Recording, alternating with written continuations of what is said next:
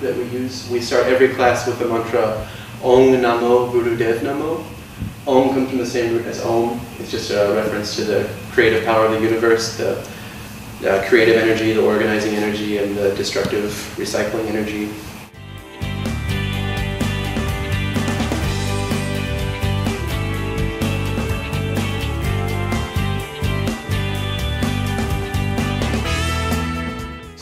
Guru means teacher.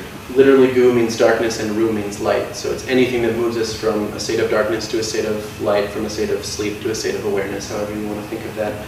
Dev means unseen or ever-present. So Guru Dev can be translated as the ever-present teacher or the teacher within, which is kind of how I like to think of it, that own inner wisdom that we all bring to class. So Guru Dev Namo is calling upon that inner wisdom. So all together, Om Namo Guru Dev Namo is I call upon my higher self to help me tap into the creative power. Excellent. Make sure your weight is just evenly distributed from side to side. If you need to, you can create a gentle wiggle just to find that balance, side to side, front to back. Bring a little bit of awareness to your navel. You can just gently increase your sensation of the muscles underneath the belly button, about 3 finger widths. And see it as you increase your awareness of those muscles, if that doesn't create a little bit of length in the lower spine, a little bit of lift with the lumbar spine, a little freedom in those muscles of the lower back. Bring your chin back and in just a little bit. You're not dropping down too much, you're not lifting up, you're just creating a really subtle slide as if you were a soldier standing at attention.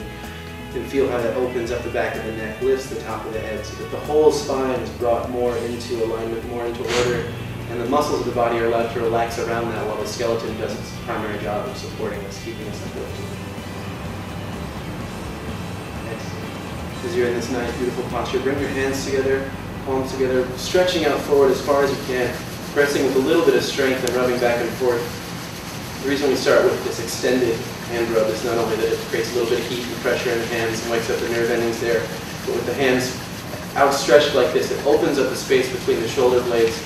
As we bring our hands slowly in towards center, thumbs pressing into the breastbone, it's allowing our shoulder blades to slide down and back and to separate apart a little bit, moving to the outside. So our heart is open on the front and back, creating more space for our breath to come in, more space for our practice tonight.